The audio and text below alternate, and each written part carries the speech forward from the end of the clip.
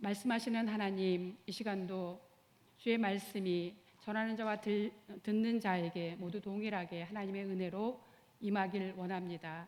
우리의 귀를 여시고 우리의 마음을 모아 주님 앞에 드리는 귀한 시간 될 수 있도록 성령 하나님 함께하여 주시옵소서. 감사드리며 예수 그리스도의 이름으로 기도드립니다. 아멘. 네, 본문은 다윗이 온 이스라엘에 그 이름이 알려지게 된 결정적인 사건, 우리가 너무나도 잘 알고 있는 다윗과 골리앗의 사건입니다. 사울이 왕으로 있을 때 이스라엘과 블레셋 사이에 전쟁이 계속되고 있었습니다. 17장 전체 상황은 블레셋 군대가 유대 땅인 에베스 담밈에 진을 치고 있었고, 그에 맞서 이스라엘은 엘라 골짜기에 진을 치고 있었습니다. 전세는 블레셋의 장수 골리앗이 40일 밤낮을 나와 말로 겁을 주는 가운데 이스라엘 싸울 엄두조차 못 내고 있는 두렵고 떨리는 상황입니다. 이미 이스라엘은 두려움으로 잠식당한 상태입니다.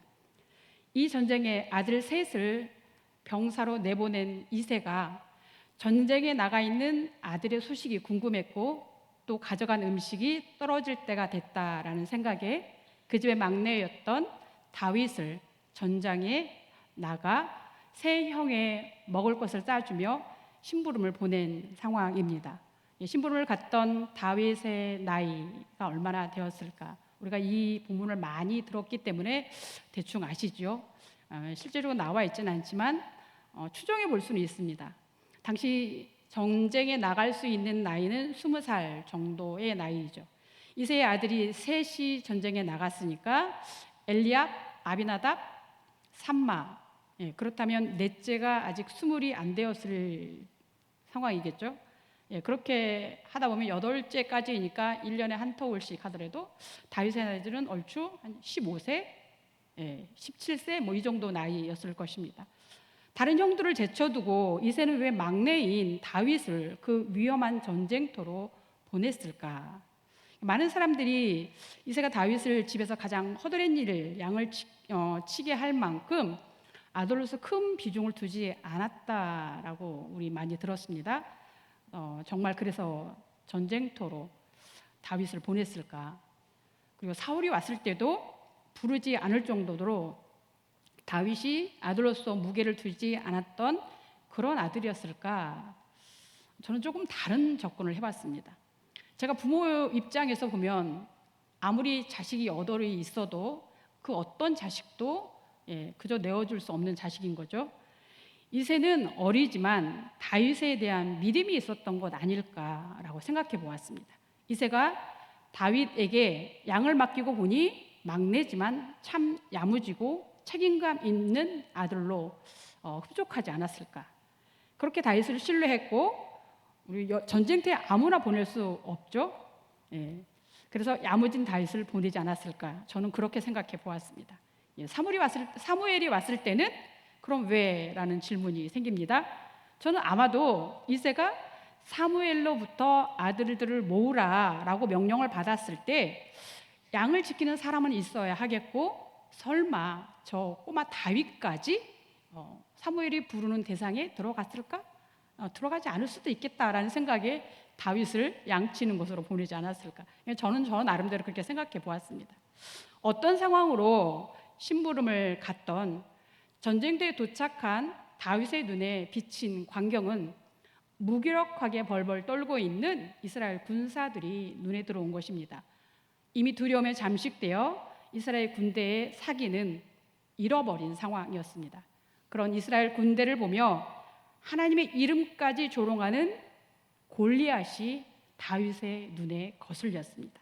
다윗은 이스라엘 하나님의 군대가 두려움으로 사기가 무너진 것을 보았고, 다윗은 또한 하나님의 군대로서 그렇게 모욕을 당하고 있는 그 군대의 모욕감이 자신의 모욕감으로 느껴졌고, 이에 다윗이 출전 의사를 밝힌 것입니다. 전쟁을 바라보는 다윗의 시선이 어떠한 것이었기에 그 어린 다윗이 스스럼 없이 그 전쟁을 향하여 출전 의사를 밝혔을까요? 31절을 보면 이렇게 기록되어져 있습니다. 어떤 사람이 다윗이 한 말을 듣고 그것을 사울에게 전하였으므로 사울이 다윗을 부른지라. 사울에게 들려진 소식은 전쟁의 돌파구를 찾아야 할 때 사울의 귀에 들려진 이 다윗의 출전 이야기는 일말의 희소식이었을 것입니다. 그가 지금 다윗의 모습을 실제 보지 않았기 때문에 말만 들은 상황이죠. 사울은 이 이야기의 주인공이 설마 어린 아이일 거라고 생각하지 못하고 다윗을 부른 것입니다. 그런데 사울은 자신 앞에 나타난 다윗을 보고 얼마나 실망했을까요? 32절에 말씀이 이렇게 기록되어 있습니다. 다윗이 사울에게 말하되 그로 말미암아 사람이 낙담하지 말 것이라. 주의 종이 가서 저 블레셋 사람과 싸우리이다 하니. 사울의 눈에 보인 어린 다윗, 그런데 그 다윗의 말이 이렇습니다. 그로 말미암아 사람이 낙담하지 말 것이라. 이제 10대 중반쯤 되었던 이 다윗의 사기만큼은 여러분 사울의 귀에 얼마나 솔깃합니까? 그럼에도 불구하고 사울은 다윗을 제지시킵니다. 그 이유가 33절인데요. 사울이 다윗에게 이르되 내가 가서 저 블레셋 사람과 싸울 수 없으리니 너는 소년이요 그는 어려서부터 용사임이라. 다윗은 소년이고 골리앗은 용사다라는 것입니다. 사울의 눈에 비친 다윗은 어린 소년이었습니다. 일반적으로 평범하게 자라난 아이로 본 것입니다. 그에 반면 골리앗은 어려서부터 전문적으로 전쟁을 위해 훈련받은 용사였던 것입니다. 분명하게 겉모습으로는 싸움의 대상이 될 수 없는 상황입니다. 사울의 이와 같은 판단에 다윗이 자신이 왜 나가도 되는지를 설득하는 장면이 기록되어집니다. 34절, 35절인데요.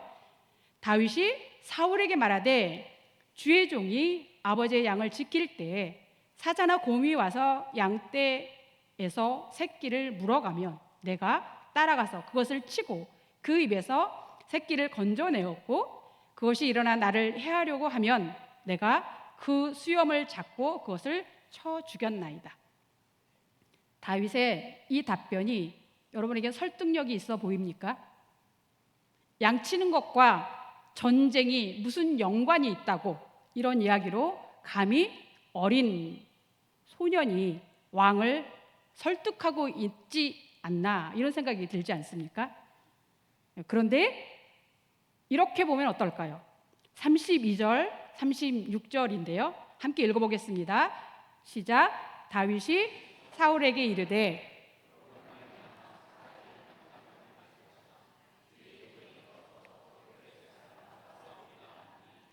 주의 종이 사자와 살아계신 하나님의 군대를 모욕한 이 할례 받지 않은 블레셋 사람이리이까 그가 그 짐승의 하나와 같이 되리이다. 네. 다윗이 보기에 사람과 짐승의 싸움이라고 본다면 여러분 어떻습니까? 설득력이 있지 않습니까? 즉, 저 골리앗은 체구가 아무리 클지라도 자신이 양을 칠 때 만났던 사자나 곰과 같은 짐승. 다윗에겐 골리앗은 그저 한낱 양의 생명을 위협하고 있는 짐승일 뿐 그는 사람이 아니다라는 것입니다. 즉 다윗이 아무 계산도 없이 아이들 객기를 부린 것처럼 이 전쟁을 향하여 출전하겠다고 한 것이 아니다라는 것입니다. 다윗은 평범하지 않았습니다. 다윗은 어려서부터 양의 생명을 지키기 위해 짐승을 잡는 일에 훈련받은 자였습니다.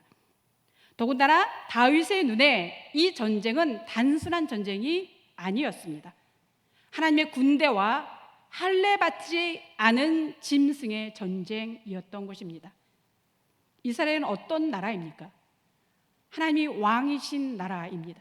이스라엘 왕으로서 세움받은 사울은 자신의 나라가 어떤 나라인지 알지 못하고 있는데 사울이 너까짓 어린아이라고 무시하고 있는 다윗은 이스라엘이 어떤 나라인지 그 정체성을 분명하게 인식하고 있었던 것입니다. 하나님의 군대와 할례받지 않는 저 짐승, 하나님의 군대로서 이스라엘 나라가 지금 서 있다라는 것입니다. 여러분, 우리는 누구입니까? 믿는 우리는 다윗이 말한 것처럼 하나님의 군대로 이 땅에 부름받은 하나님의 군사입니다. 그런데 우리가 과연 얼마나 다윗처럼 살아가고 있습니까? 대부분 많은 사람들이 사울 왕처럼 살아갑니다. 우리는 하나님 나라의 왕 같은 제사장으로 부름받았습니다. 하나님은 우리를 통해 이 땅에 하나님의 나라의 깃발을 꽂길 원하십니다. 내가 누구인지 우리가 명확하게 인식하지 못하면 할례받지 못한 이 땅의 짐승들과의 싸움에서 벌벌 떨 수밖에 없는 것이 우리의 현실입니다. 다윗은 양을 칠 때 하나님이 자신과 양떼를 어떻게 지켜주셨는지 그 실제적인 경험을 고백합니다. 37절 상반절인데요, 함께 읽겠습니다. 또 다윗이 이르되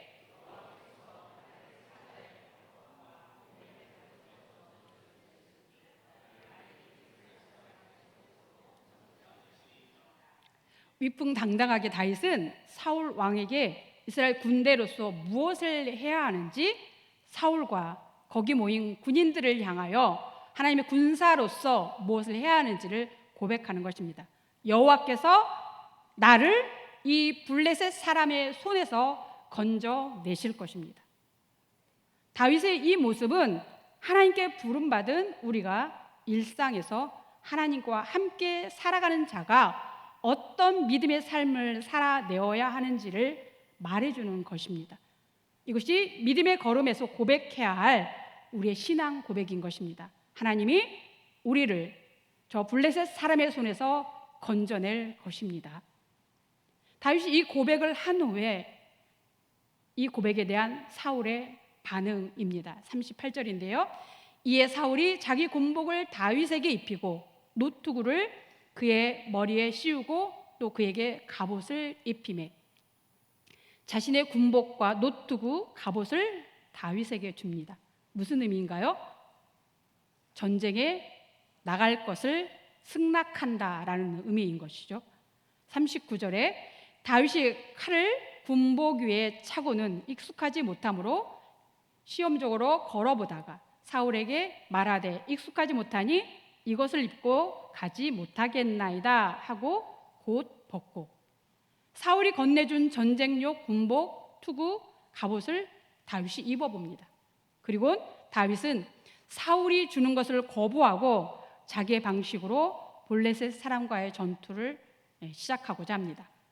여러분, 하나님은 우리 각자마다 각자가 쓸 수 있는 각자의 군복, 각자의 투구, 갑옷을 우리에게 주십니다. 자신에게만 입혀주는 독특한 옷을 우리는 모두 받았습니다. 타인의 것을 보고 부러워할 것이 아니라 나에게 주신 독특한 옷으로 우리는 이 땅에서 승리한 삶을 살아가도록 하나님이 부르셨습니다. 다윗은 사울이 준비해 놓은 것을 내려놓고 무엇을 들고 나가는가? 40절인데요. 손에 막대기를 가지고 시내에서 매끄러운 돌 5을 골라서 자기 목자의 제구 곧 주머니에 넣고 손에 물매를 가지고 블레셋 사람에게로 나아가니라. 다윗이 선택한 것은 목자의 제구, 돌 5개, 물매였습니다. 싸움의 전문가들이 보기에 말도 안 되는 물건이었습니다. 그러나 하나님의 군사로서 다윗에게 필요한 것은 매끄러운 돌 5개, 목자로서 사용했던 자신의 제구, 그리고 물매였습니다. 너무 보잘것없는 것이고 전쟁과 전혀 상관없는 무기로 보입니다. 다윗이 준비한 무기는 골리앗이 놀릴 만큼 어처구니 없는 물건이었습니다. 그러나 다윗에게 목자의 제구, 돌 5개, 물매는 다윗의 일상, 매일 양을 치던 그 들판에서 하나님의 힘을 경험한 무기인 것입니다. 여호와께서 나를 이 블레셋 사람의 손에서 건져내리이다 라는 이 고백과 함께 삶의 흔적이 묻어있는 강력한 무기가 다윗에게는 돌 5개 그리고 제구 물매였던 것입니다. 다윗의 보잘것없는 이 무기, 하나님이 우리에게도 우리의 삶 속에서 허락하시는 무기입니다. 하나님의 군대로 부름받은 우리의 전쟁터는 다른 어떤 곳이 아닌 바로 우리의 삶의 자리이기 때문입니다. 우리는 각자 그 자리에서 하나님의 손길이 묻어있는 무기를 소유하게 됩니다. 여러분의 손에는 어떤 무기들이 들려져 있습니까? 한번 생각해 보시기 바랍니다. 그렇다면 이 어처구니 없는 무기를 잡은 다윗을 바라보는 사람들의 시선은 어땠을까요? 다윗과 골리앗은 겉으로 보기엔 정말 상대가 안 되는 그런 적수들이죠. 이 전쟁에서 이스라엘을 이끄는 대장이었던 사울의 왕의 눈에 비친 다윗은 어떤 모습이었는가? 그는 어린 소년이었습니다. 사울의 눈에 다윗은 아무것도 이끌어갈 수 없는 어린 소년이었던 것입니다. 또한 사울이 알고 있는 그의 특기, 16장 23절에 가면, 사무엘상 16장 23절에 가면 이런 일이 있는데요. 악령이 사울에게 이를 때 다윗이 수금을 들고 와서 손으로 탄즉 사울이 상쾌하여 낫고 악령이 그에게서 떠나간다. 수금을 타는 음악가, 사울의 눈에 붙인 다윗의 모습이었을 것입니다. 그렇다면 이 전쟁터에 뽑혀 나온 형들의 눈에는 어떻게 다윗이 비쳤을까요? 양치기 소년이었고 전쟁의 구경꾼으로 보았습니다. 17장 28절인데요. 큰형 엘리압이 다윗이 사람들에게 하는 말을 들은지라 그가 다윗에게 노를 바라여 이르되 내가 어찌하여 이리로 내려왔느냐 들에 있는 양들을 누구에게 맡겼느냐 나는 내 교만과 내 마음의 완악함을 아노니 내가 전쟁을 구경하러 왔도다. 엘리압이 왜 하나님께 선택을 받지 못했을까 짐작할 수 있는 구절입니다. 엘리압은 다윗을 교만하고 마음이 완악하다고 규정짓고 있습니다. 다윗 실제로 교만하고 마음이 완악한 것이 아니라 엘리압이 다윗에게 자신의 마음의 상태를 자신의 모습을 투사하고 있는 것입니다. 우리 속담엔 뭐 눈엔 뭐만 보인다라는 속담이 있죠. 돼지의 눈엔 돼지만 보이고 겸손한 자의 눈에는 겸손한 자가 보이는 것이죠. 교만한 자의 눈에는 교만한 자가 보입니다. 우리가 상대를 어떻게 보는가, 상대를 어떻게 평가하는가, 자신의 상태를 투사하여 상대를 보는 것이 우리의 모습입니다. 엘리압은 다윗이 교만하고 마음이 완악하다고 왜 생각했을까요? 이 사건, 17장 사건 전에 무슨 일이 있었는가? 16장에 보면 사무엘이 다윗에게 기름 부은 사건이 있습니다. 8 형제들 다 있는 자리에서 기름 부음을 받을 대상이 당연히 맏형인 자기일 거라고 생각하지 않았을까요? 사무엘도 엘리압을 보고 반했다고 할 만큼 엘리압은 출중했습니다. 16장 6절 7절인데요. 그들이 오매 사무엘이 엘리압을 보고 마음에 이르기를 여호와의 기름 부으실 자가 과연 주님 앞에 있도다 하였더니 여호와께서 사무엘에게 이르시되 그의 용모와 키를 보지 말라 내가 이미 그를 버렸노라 내가 보는 것은 사람과 같지 아니하니 사람은 외모를 보거니와 나 여호와는 중심을 보느니라 하시더라. 엘리압은 사람이 보기에 교만해도 될 만큼 멋진 외모를 지니고 있었던 것입니다. 선지자 사무엘도 그를 보고 탐복할 만큼 그는 출중했습니다. 그러나 그 마음 중심에는 완악함과 교만함이 자리 잡고 있었던 것입니다. 사무엘은 보지 못했지만 하나님은 엘리압을 보았습니다. 엘리압은 자신이 부름 받지 못했던 그때 그 당시에 숨겨져 있던 마음의 죄성, 그것을 지금 이 전쟁터에서 다윗에게 드러내고 있는 것입니다. 죄의 무서운 속성은 자신이 갖지 못할 때, 타인이 그것을 갖고 있을 때 상대를 깎아내리면서 자신의 그 모습을 상대에게 발현시킵니다. 이렇게 다윗은 사울의 눈에는 어린 소년이었고 형들의 눈에는 가시이며 무시당하는 자였습니다. 이것은 세상이 보는 우리의 보잘것없는 현실입니다.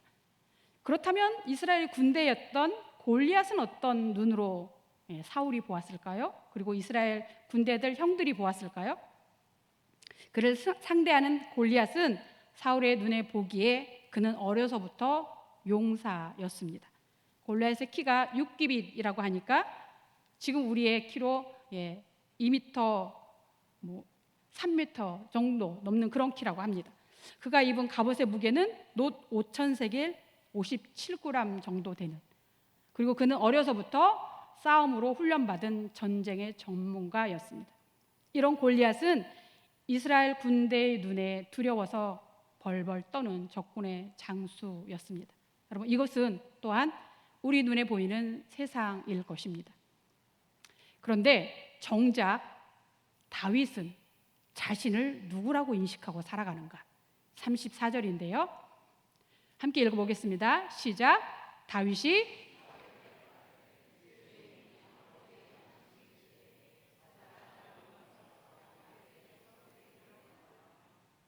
다윗은 자신을 종이라고 합니다. 주의 종이라고 합니다.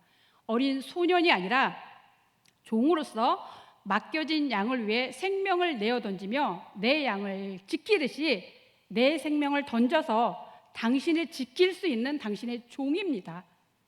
다윗이 가지고 있는 자기 인식이었습니다. 비록 당신 눈에 내가 내 생명도 못 지킬 것 같이 연약하고 어려 보일지라도 나는 사자도 곰도 두려워하지 않고 양의 생명을 지켜낼 수 있는 맡은 종으로서 그 어떤 것도 감당할 수 있는 종이다라는 것입니다. 그렇기에 저 골리앗이 당신들의 눈에 무서울지 모르지만 내 눈에는 저 들판에서 만났던 그 짐승들과 한 가지일 뿐입니다. 하나님의 이름을 조롱하는 그가 아무리 강할지라도 그는 짐승입니다. 나는 어린 아이가 아니라 일을 맡기면 감당할 수 있는 주의 종이다. 이것이 다윗의 인식이었습니다. 이런 다윗의 자기 인식은 여러분 어디로부터 오는 자신감이었을까요? 다윗은 어리지만 자기에게 맡겨진 양치기 일을 수행하면서 자신이 누구인지 알아갔을 것입니다. 모두들 선호하지 않는 그 양치기 일, 그 일이 아버지가 신뢰해서 맡겼건 아니면 아버지가 다른 아들보다 다윗이 귀하지 않아서 너는 양이나 쳐라 라고 해서 맡겼건 그 어떤 것과 상관없이 다윗은 그 일을 묵묵히 감당했습니다. 그리고 다윗은 홀로 그 들판에서 자신에게 맡겨진 일, 이 양치는 일을 하는 중에 하나님을 경험한 것입니다. 그는 들판에서 양을 치며 혼자가 아니라 하나님이 늘 함께 하고 있음을, 저 양들의 생명을 지켜주고 계신 하나님을 그는 그 삶 속에서 경험했던 것입니다. 그랬기에 하나님의 손이 양들을 구원하셨습니다 라고 당당하게 고백하는 것입니다.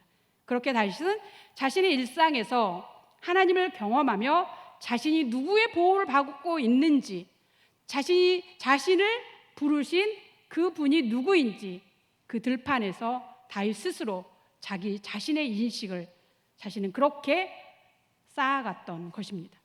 하나님의 자녀로서 우리의 우리됨은 하루하루 그 일상에서 주님과의 만남이 쌓여가면서 만들어져 갑니다. 저와 여러분 어떠십니까? 맡겨진 일에 대해서 세상이 보는 기준으로 전문가인가요? 아니면 하나님이 보시는 그 일의 전문가인가요? 우리에게 맡겨진 일은 하나님이 그 일을 통해서 나와 하나님이 만남을 주선하는 장소입니다.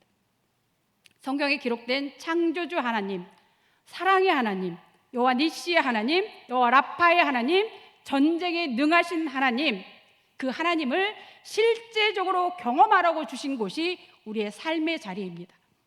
우리는 각자가 세워진 곳, 그 일상에서 하나님을 만나는 전문가가 되어야 합니다. 단지 세상적으로만 전문가가 아니라 하나님은 우리가 그 곳에서 하나님에 대한 전문가가 되어가길 원하십니다. 내가 서 있는 그곳에서 힘에 부칠 때 전문적인 지식만으로, 세상적인 이치만으로 다가서지 말고 그 힘의 부침 속에서 하나님이 나에게 왜 지금 이 일을 맡기셨다, 왜 이 일을 맡기셨을까, 하나님 이 일을 지금 어떻게 뚫고 나가야 하는가요? 라고 하나님께 묻는 것, 그것이 하나님을 향하여 하나님을 알아가는데 전문가가 되어가는 것입니다. 우리의 일상은 믿는 우리를 통해 이 땅에 임하는 하나님의 나라가 되게 하시기 위하여 부르신 곳입니다. 그런데 우리는 어떻게 그 하나님의 나라를 겸하고 살아갑니다. 우리는 아예 이곳은 하나님의 나라야 라고 보여주시는 교회에서마저도 하나님을 인식하지 않고 살아갈 때가 참 많습니다. 우리가 교회에서 일을 하면서도 하나님과 전혀 상관없이 일을 할 수 있다는 것입니다. 어떤 행사를 진행하는 중에 그때는 물론이거니와 심지어 예배를 드리면서도 하나님 없는 예배를 우리는 드릴 수 있습니다. 예배 중 분명 말씀을 듣고 있는데, 말씀을 쭉 따라가며 듣고 있는데, 말씀을 전하는 목사님과 눈을 맞춰가며 말씀을 통하여 은혜를 받았다고 생각하고 있는데, 뜬금없이 이런 질문이 마음에 들어왔습니다. 이곳에 지금 함께 하시는 하나님을 내가 인식하고 있는가? 그때 문득 내가 하나님과 상관없는 예배를 드릴 수 있는 자이다라는 생각이 들어왔습니다.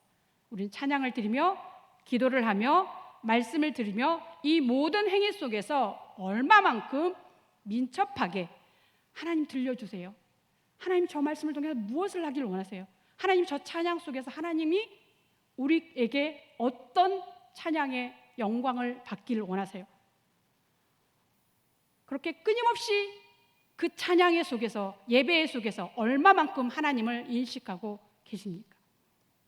우리는 예배를 드리고 있는 지금 하나님, 그리고 들려지는 말씀, 그리고 우리 옆에 있는 사람들, 그곳에 하나님이 인식되어지고 있습니까? 찬양 가운데 우리는 하나님이 인식되어져야 합니다. 기도 가운데 우리는 하나님을 인식할 수 있어야 합니다. 말씀을 들으면서도 지금 이 순간 하나님이 이곳에 계신 것을 인식할 수 있어야 합니다. 우리가 드리는 예배부터 우리는 그 자리에서 하나님을 인식하는 자가 되어야 합니다. 하나님을 인식하지 않으면 우리는 우리만의 예배를 드릴 수 있습니다. 예배, 그리고 일상으로 이어져 가는 하나님 인식, 그 삶이 우리에게 있기를 간절히 원합니다. 바로 그곳에서 크신 하나님이 인식되면, 우리를 향하여 말씀하시는 하나님이 인식되면, 우리의 삶을 지키시고 보호하고 계시는 그 하나님이 인식되면, 여러분, 세상은 작아집니다. 그 하나님이 인식되지 아니하면 세상은 커 보일 수밖에 없습니다. 세상적 기준에 어린 소녀처럼 보이고 약해 보일지라도 하나님은 나를 부르신 하나님이야 라고 인식하고 자신이 누구의 군사인지 정확하게 인식하는 그 한 사람을 통해 하나님은 일하십니다. 가장 어리고 약해 보인 소년 다윗이 이 전쟁을 주도적으로 이끌고 있지 않습니까? 여러분, 이것이 저와 여러분의 모습이어야 합니다. 지금 눈을 잠깐 감아보시면 좋겠습니다. 눈을 감아보시고, 제가 들려주는 이 이야기에 여러분 상상해 보시기 바랍니다.